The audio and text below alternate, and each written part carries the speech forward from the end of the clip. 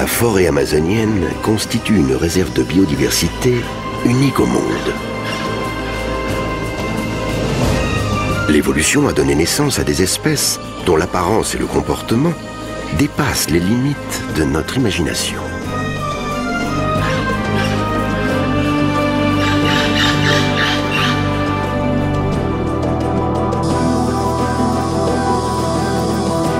Pourquoi trouve-t-on une telle profusion d'espèces dans cet environnement, considéré tantôt comme un paradis, tantôt comme un enfer vert?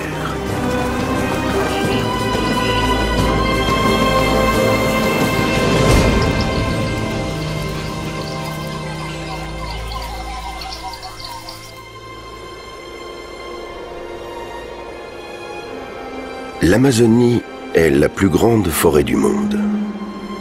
Elle joue un rôle clé dans l'équilibre hydrologique de la planète. Mais ce n'est pas sa seule qualité.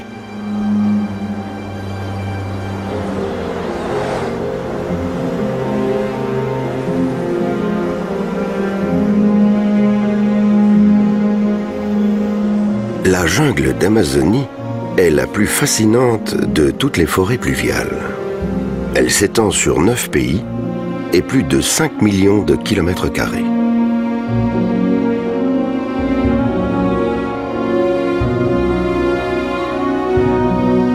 On pourrait croire que cette luxuriance est le royaume des animaux. Mais sous la cime des grands arbres, ce sont surtout des plantes qui se développent. Les grands mammifères sont rares.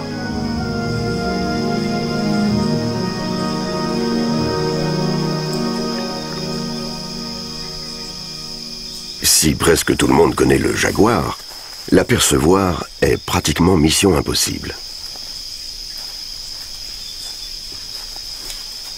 Les pécaris à lèvres blanches font partie de ses proies, et les chasser n'a rien d'une sinécure.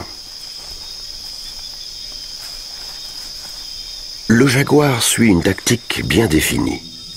Il reste à l'affût près des bauges, les mares de boue où les pécaris viennent faire le plein de minéraux.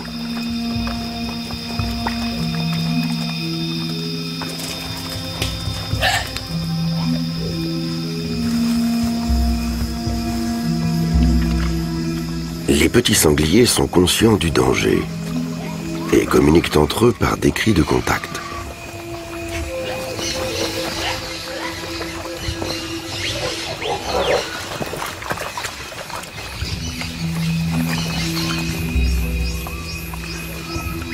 Des deux côtés de la scène, on est sur ses gardes. S'ils s'y mettent à plusieurs, les pécaris peuvent tuer le jaguar. Le félin, lui, espère qu'un individu s'isolera du groupe.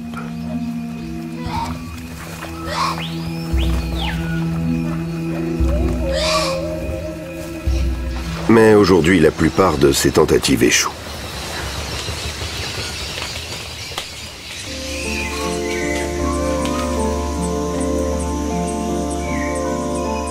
Sous ces airs de cornes d'abondance, la forêt est un milieu contraignant pour ses habitants.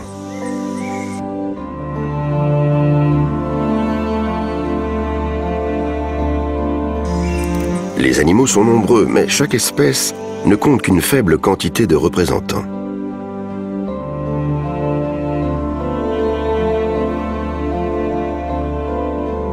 L'arowana argenté, par exemple, est un poisson tout en muscles, doté d'une vue exceptionnelle.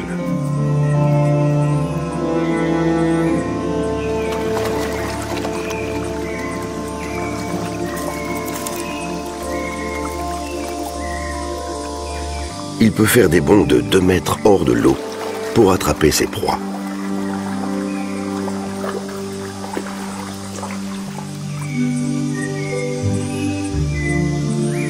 Le bassin de l'Amazone est une sorte de creuset de l'évolution.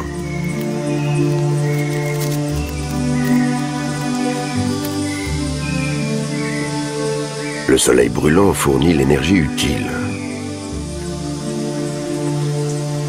Les plantes ont toute l'eau nécessaire à leur croissance. Il tombe jusqu'à 3 mètres de précipitations par an, soit 3 fois plus qu'en France.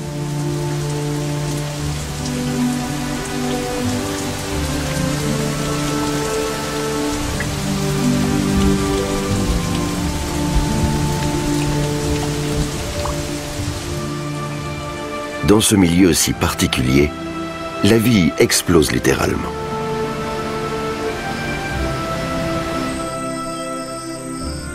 Avec le temps, les espèces se différencient toujours plus. Le rythme de ce processus est plus rapide en Amazonie que dans les autres forêts tropicales.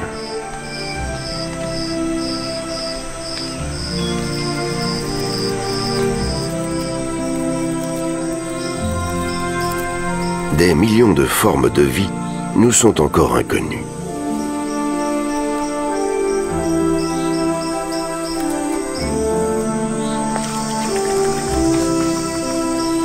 Quant aux espèces répertoriées, on ne sait souvent presque rien de leur comportement et mode de vie.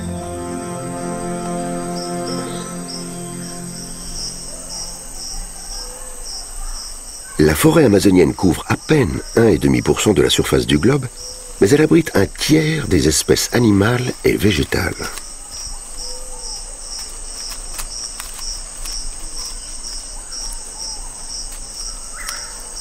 Cette diversité est sans équivalent dans le reste du monde. Pour quelle raison ?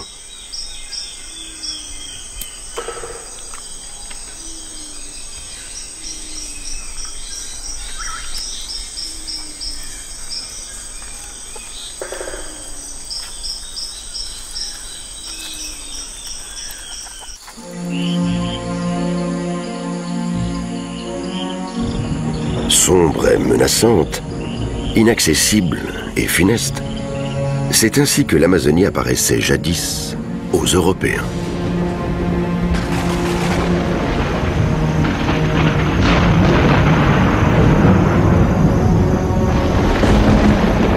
Les scientifiques ne s'y aventuraient qu'à reculons, effrayés par cet enfer vert.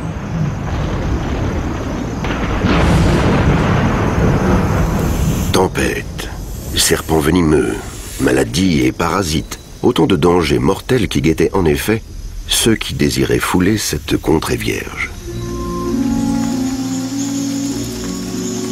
Au milieu du XIXe siècle, Alfred Russel Wallace, un naturaliste britannique plus intrépide que les autres, s'enfonce au cœur de la jungle. Accompagné d'indigènes, il passe 4 ans au bord du Rio Negro, avec l'objectif de recenser le plus d'espèces possible.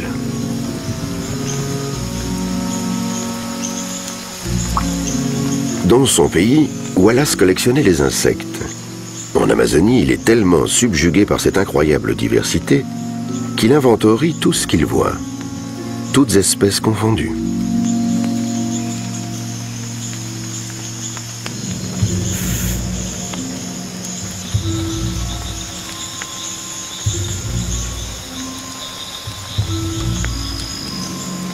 En plus d'être un explorateur audacieux, Wallace s'intéresse aux raisons d'une telle diversité.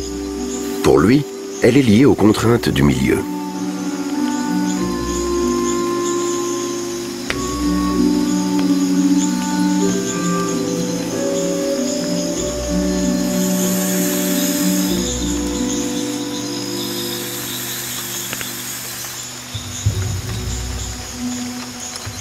Il réalise alors que malgré l'abondance de pluie et de chaleur, l'Amazonie n'a rien d'un paradis.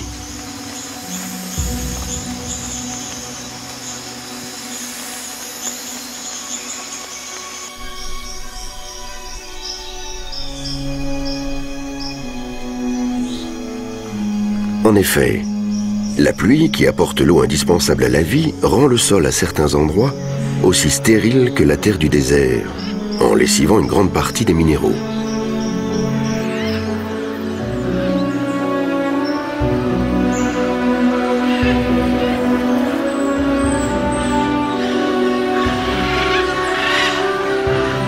La diversité des oiseaux semble à première vue masquer ce phénomène.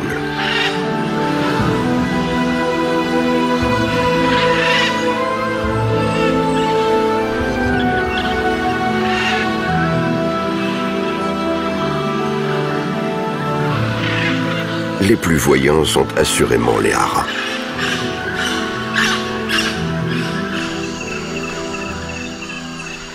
« 13 espèces sont présentes dans le bassin de l'Amazone.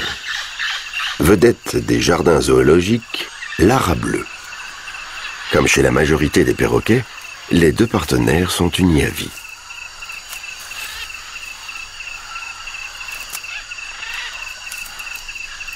L'ara bleu se nourrit de toutes sortes de fruits.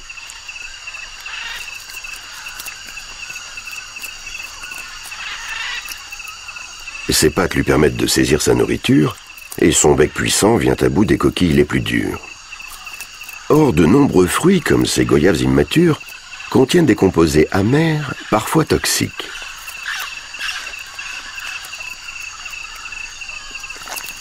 Pour pouvoir les digérer, les haras font régulièrement de grands voyages.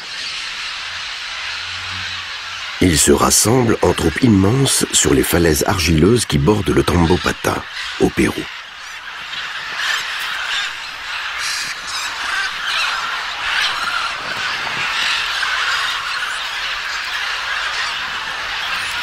Ils y prélèvent les minéraux indispensables, ainsi que les substances qui neutralisent les toxines absorbées en même temps que leur nourriture.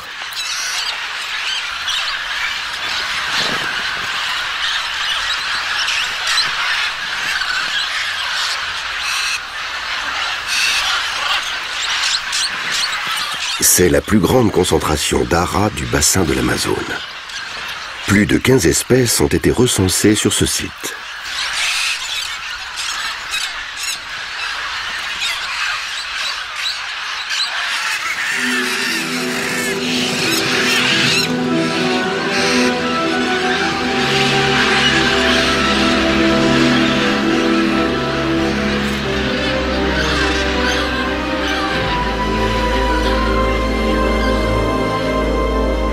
Ce qui, vu du ciel, ressemble à un havre paisible, est en réalité le théâtre d'une lutte acharnée, livrée à coups d'armes biologiques.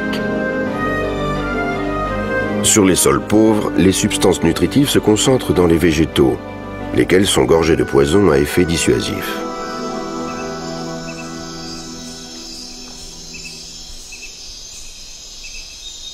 Certains animaux contournent ces défenses et se nourrissent de végétaux morts.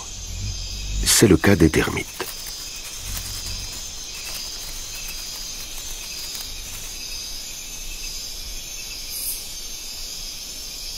Les champignons sont les rois de la matière morte, et la richesse de leur forme n'a rien à envier à celle de la faune et de la flore.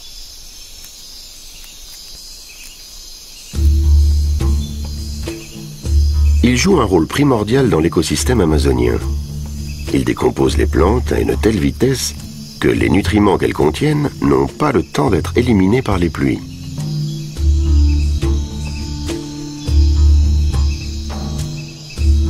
Les bactéries aussi travaillent vite. Elles peuvent en un clin d'œil transformer une simple feuille morte en squelette.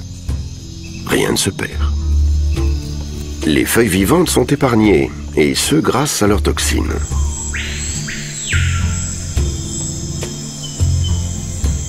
Certaines plantes se sont transformées en véritables forteresses.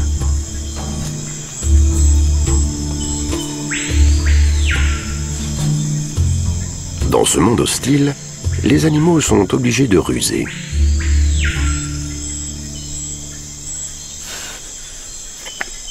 Première stratégie possible, avoir du nez.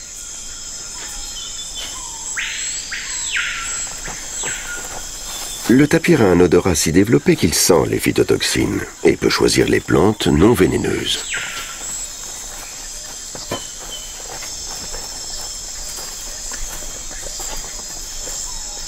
D'autres herbivores de sa taille seraient condamnés à mourir de faim. Mais grâce à son véritable détecteur de poison, le tapir a su s'adapter et en quelque sorte contrecarrer son extinction.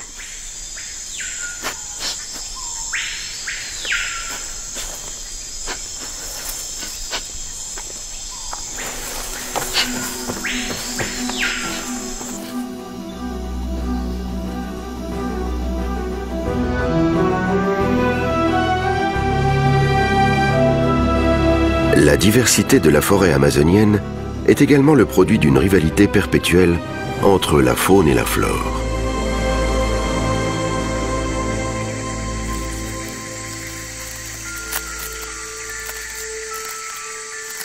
L'inventivité de l'évolution semble ici sans limite.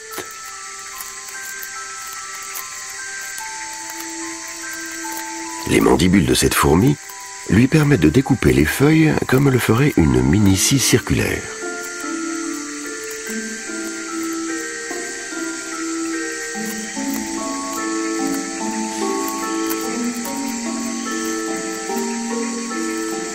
Mission accomplie. Mais l'insecte n'a pas l'intention d'avaler les feuilles toxiques. Il les transporte en une interminable procession.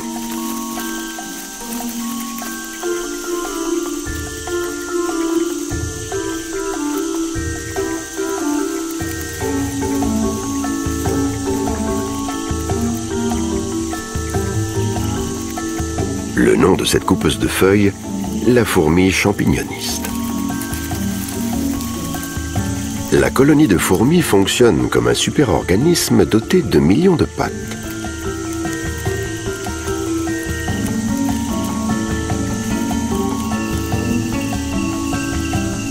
Et sur l'autoroute des fourmis, il y a affluence. La file qui vient en sens inverse a déjà déchargé son butin et part à l'assaut d'autres feuilles. Des congénères plus petits sont pris en stop par les porteurs pour éloigner les parasites éventuels.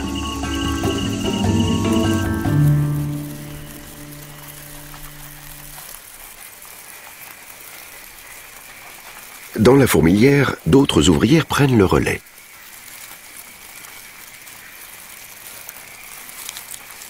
Tandis que le chef de chantier va rejoindre le site de récolte suivant, les petites ouvrières tranchent la feuille et la transportent dans une champignonnière. Elle servira de support organique à la culture des champignons, dont le mycélium sert de nourriture aux fourmis.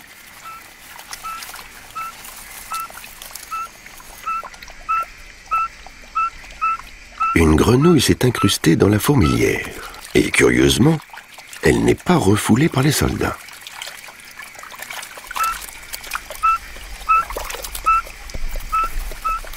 Même ces têtards ne sont pas importunés. Pour l'amphibien, l'avantage de cette association est évident. Un abri sûr et à bonne température. En revanche, on ignore encore quel bénéfice en retirent les fourmis.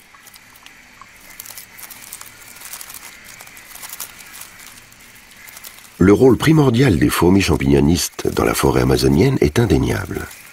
Elles découpent environ 1/5 de la masse de feuilles totale et contribuent ainsi au cycle des éléments minéraux.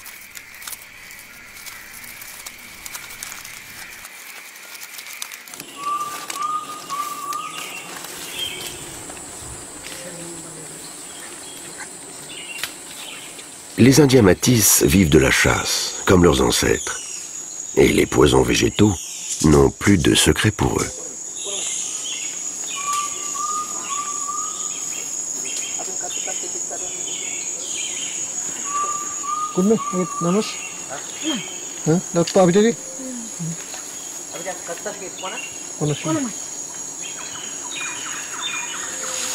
Comme beaucoup de tribus amazoniennes, les Métis utilisent des sarbacanes avec des flèches empoisonnées.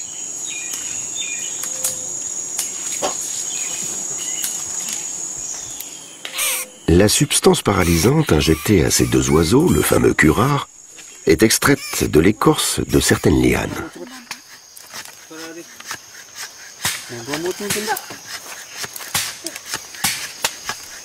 La première étape consiste à faire bouillir l'écorce avec des feuilles pour concentrer le poison et lui donner son effet foudroyant.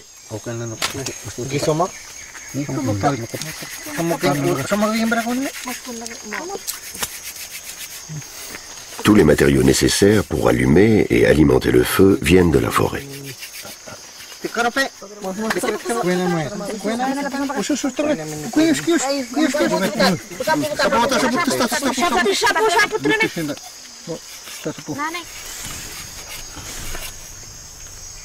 Les Métis sont une des quelques 200 tribus qui ont appris à survivre dans la forêt amazonienne. De génération en génération, ils se transmettent oralement leur connaissance des propriétés des plantes.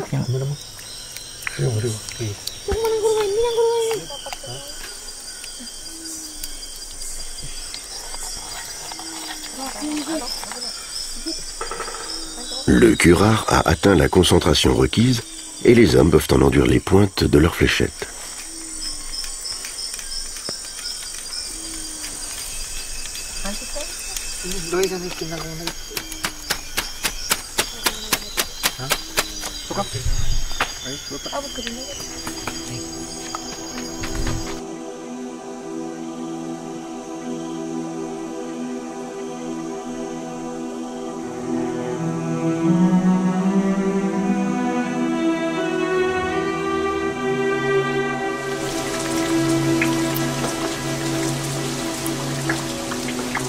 Les pluies fréquentes et abondantes constituent un défi de taille pour la faune et la flore.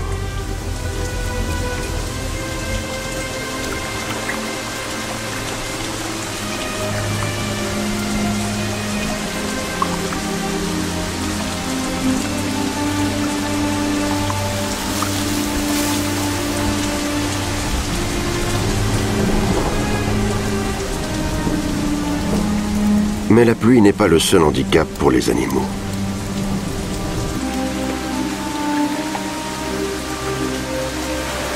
Le bassin de l'Amazone est alimenté par les Andes péruviennes. À la fonte des neiges, les masses d'eau ne sont plus contenues par les fleuves et se déversent sur des kilomètres de plaine. Elles recouvriront au total 1/5 de l'Amazonie, soit un peu plus de 2,5 fois la superficie de la France.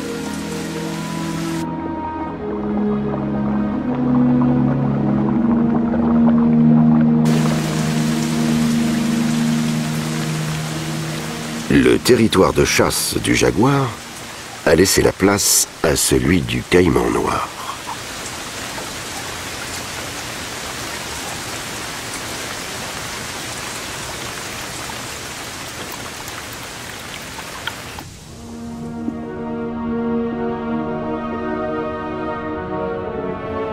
Durant des semaines, les arbres vont rester immergés sous plusieurs mètres d'eau. Ils se sont adaptés à cette situation en captant l'oxygène par les pores de leur écorce ou par des racines aériennes.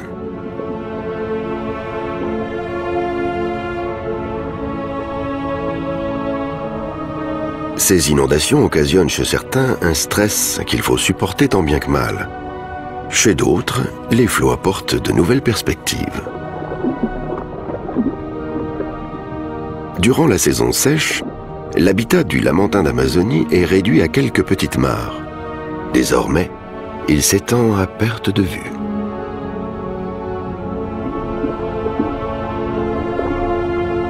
Le petit lamantin apprend à nager là où d'habitude, les singes s'élancent d'arbre en arbre.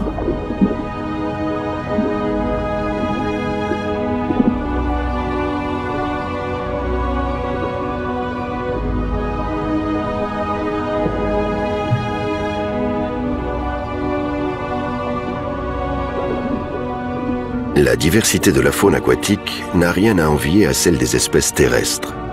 Sur les 30 000 espèces de poissons recensées dans le monde, environ 5 000 vivent dans l'Amazone et ses affluents.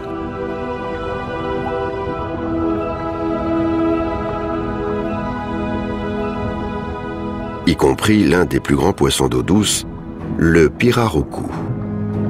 Il peut mesurer 2,5 mètres et peser 200 kilos.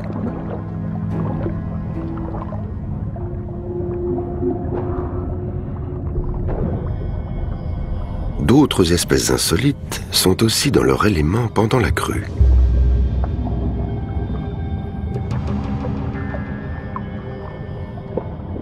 Une tortue matamata chasse les poissons à l'affût sur le fond. Grâce à la petite trompe située au bout de son museau, elle n'a qu'à tendre le cou pour respirer.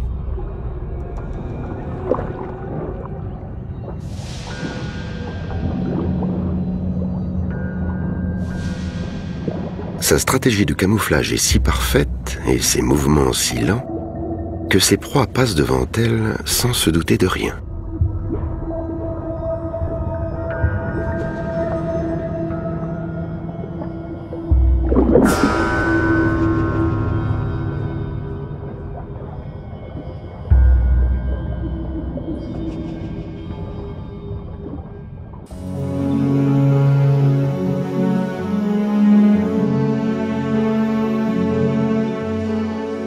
Les écarts extrêmes entre la saison sèche et la saison humide sont à l'origine de l'apparition de nouvelles espèces. Et les inondations annuelles donnent un coup de pouce supplémentaire à l'évolution.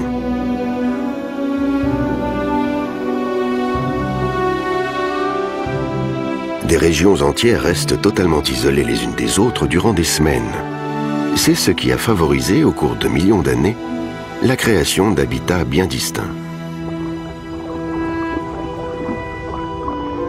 Les animaux qui savent nager vont d'île en île et découvrent alors un monde qui n'a plus rien de familier.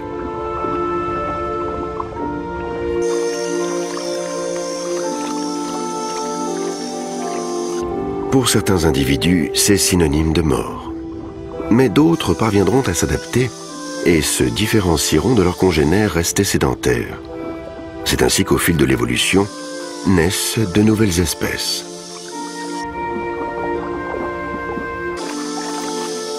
Le tatou à 9 bandes, dont l'aire de répartition s'étend des États-Unis jusqu'au Pérou, est un champion de l'adaptation. Se rendre d'une île à l'autre est pour lui un jeu d'enfant.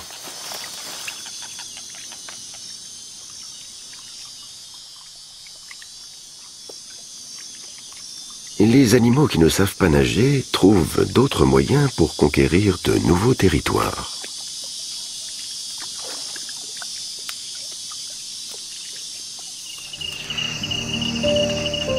La flore se diversifie elle aussi du fait de l'isolement et fabrique des millions de principes actifs différents.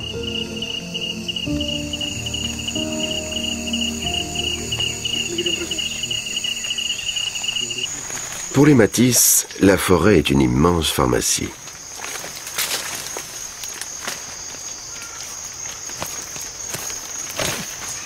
Pour chasser, ils n'utilisent pas seulement du curare. À partir des racines d'un arbre à latex, cousin de l'ébénier, ils fabriquent du pchouté. L'ingrédient indispensable d'une chasse réussie.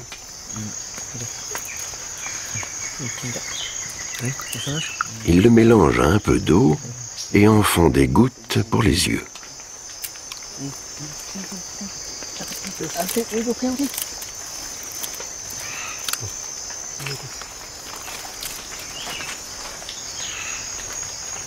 Selon les Indiens, le pchouté aiguise la vue.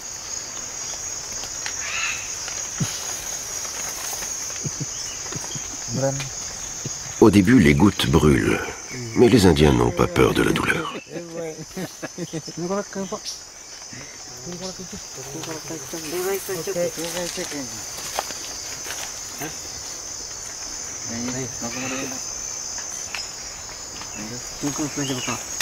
Cette préparation posséderait en outre un pouvoir magique qui permettrait d'entrer en contact avec les créatures de la forêt.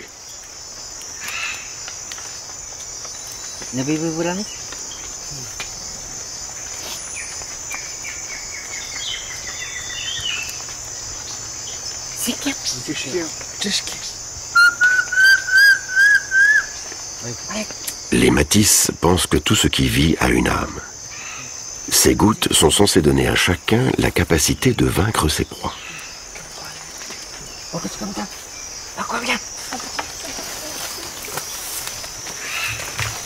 Le sapajou préfère prendre le large. C'est entre autres grâce aux singes qu'Alfred Russel Wallace découvre comment naissent de nouvelles espèces. Mais les plantes lui livrent une autre observation intéressante.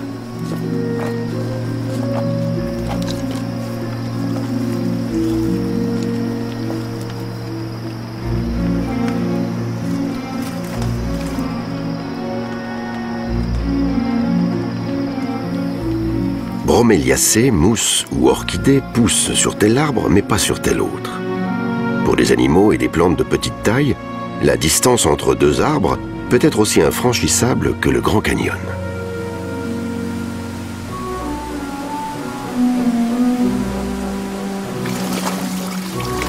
Wallace observe également que les individus d'une même espèce peuvent varier d'une rive à l'autre de la même rivière. En traversant l'eau, la plante ou l'animal perd certaines particularités, mais se dote d'un nouvel arsenal pour mieux se défendre.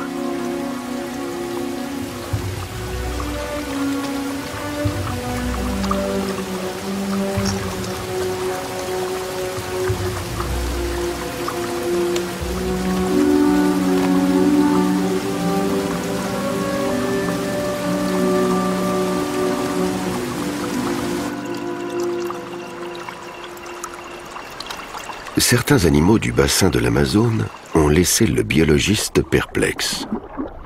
Les raies pastenagues.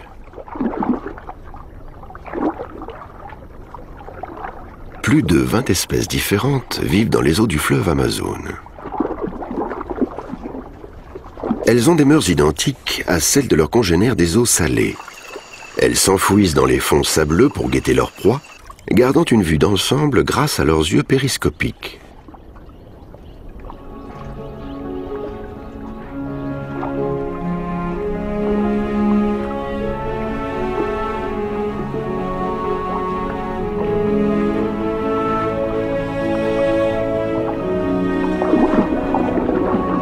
Pour se défendre, elles ont un aiguillon venimeux situé dans la queue. Mais comment ces poissons, parents des requins, et qui d'ordinaire vivent à des milliers de kilomètres dans les océans, ont-ils surgi au cœur de la forêt pluviale?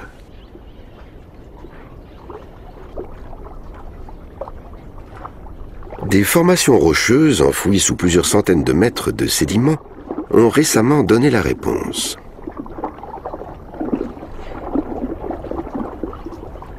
Il y a 250 millions d'années, le bassin de l'Amazone était relié à l'océan Pacifique.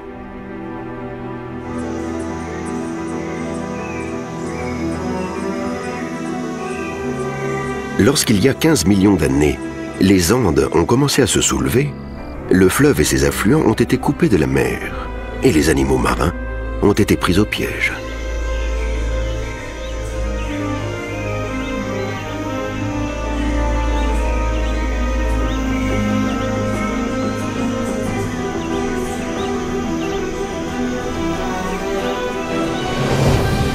Ces bouleversements ont d'ailleurs obligé l'Amazone à faire demi-tour. Depuis, le fleuve coule vers l'est de l'Amérique du Sud et se jette dans l'Atlantique.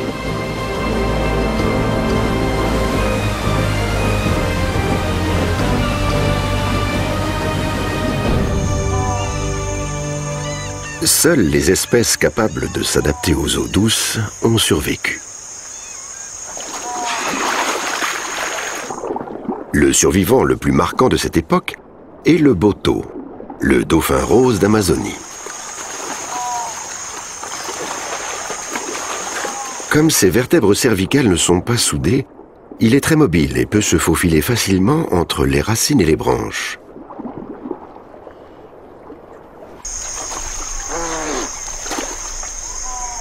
Il chasse dans les eaux opaques par écholocation. Ses yeux sont atrophiés.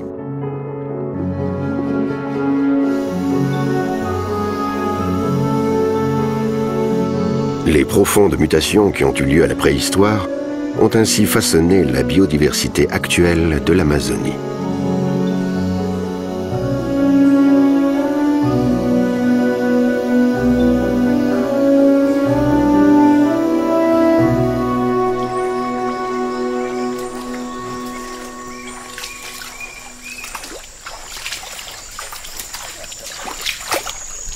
Les matisses vivent toujours en étroite communion avec la nature.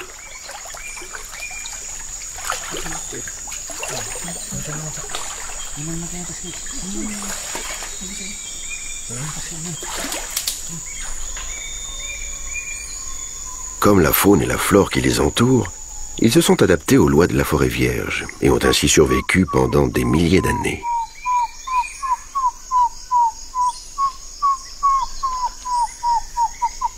Leur peinture faciale évoque le jaguar, le prédateur emblématique de la forêt.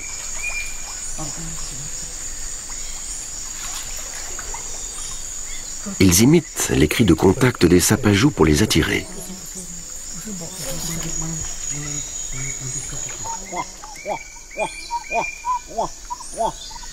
Ce singe a beau être minuscule, c'est un gibier non négligeable. Car les protéines sont une denrée rare dans une forêt où les grands mammifères sont absents, exception faite du tapir.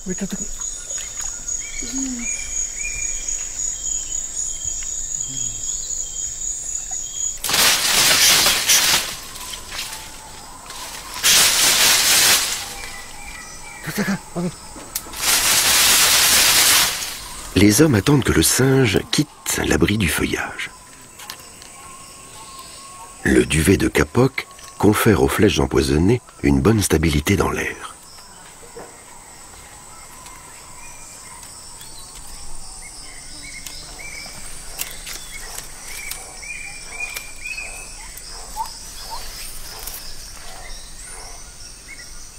Le singe est à 30 mètres au-dessus de leur tête. Et fort de nombreuses années d'entraînement, les matis manquent rarement leur coup.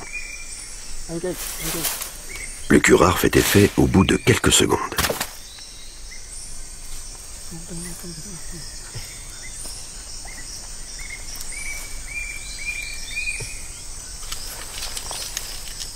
Ces hommes sont des nomades qui vivent en petits groupes. Ils dépendent uniquement des ressources de la forêt pour la nourriture, le combustible et les médicaments.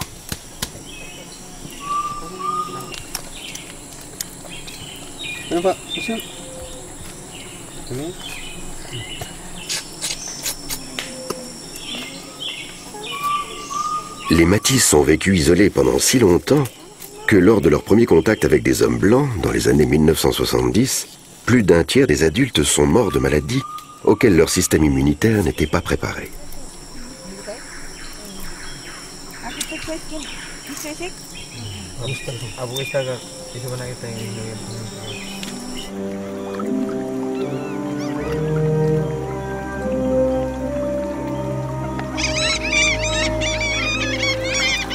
Les animaux de l'Amazone sont maintenant confrontés à un nouveau changement, la décrue.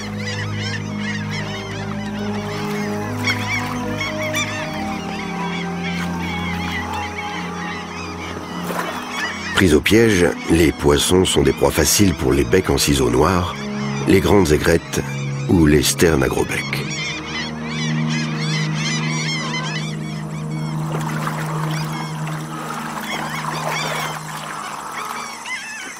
Les caïmans, d'ordinaire solitaires, se pressent pour prendre part au festin.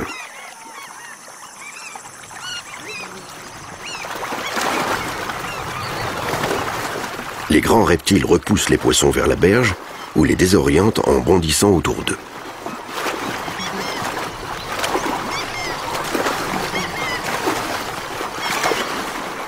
On a longtemps cru que les caïmans se contentaient ainsi d'imiter leurs voisins. Aujourd'hui, les scientifiques pensent qu'en fait, ils chassent en groupe. Ils font peur aux poissons et les canalisent, selon une technique empruntée aux dauphins et aux cormorans.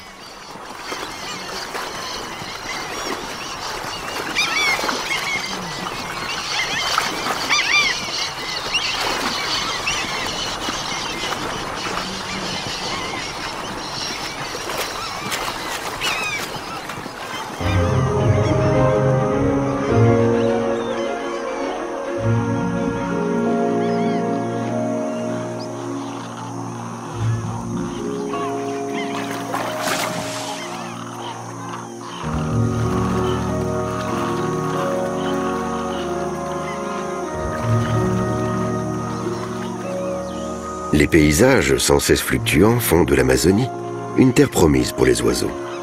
La région accueille en effet plus d'un cinquième des espèces répertoriées dans le monde.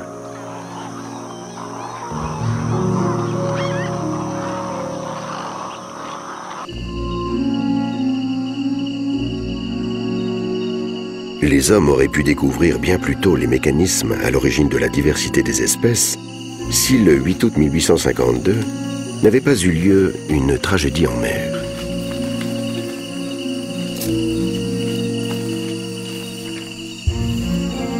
Durant des années, Alfred Russel Wallace a sillonné la forêt en tous sens, observé les animaux les plus divers, rassemblé des milliers de spécimens de plantes, d'insectes et de peaux, dessiné des piles de croquis et noirci des carnets de notes.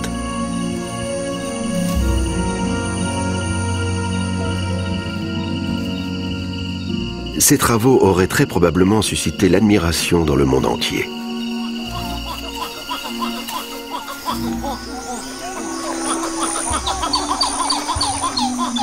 Wallace serait peut-être devenu plus célèbre encore que Darwin, qui hésita longtemps à publier le fruit de ses recherches.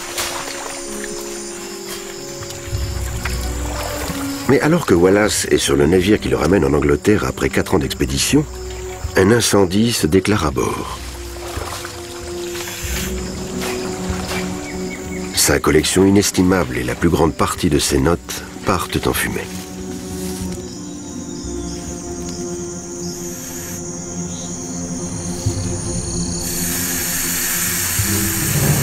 Privé des preuves matérielles de ses découvertes, il restera à jamais dans l'ombre de Darwin, qui ne mit jamais les pieds en Amazonie.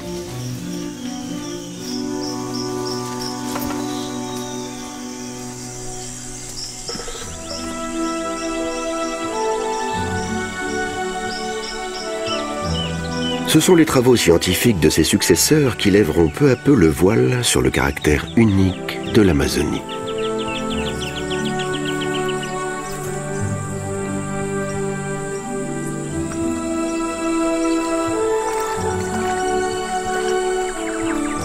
Aucun des habitants de la forêt, qu'ils vivent sur terre ou dans l'eau, ne peut exister par lui-même.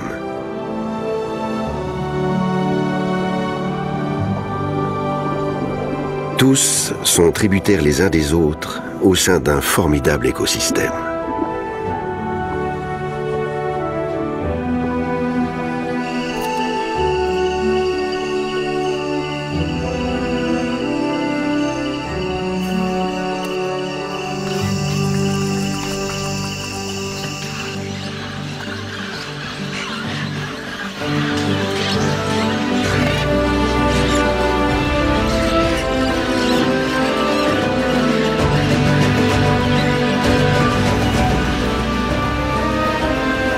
Ainsi, l'enfer vert est avant tout un milieu d'exception riche en émerveillement. Et nous ne sommes qu'au début d'un voyage d'exploration riche en péripéties.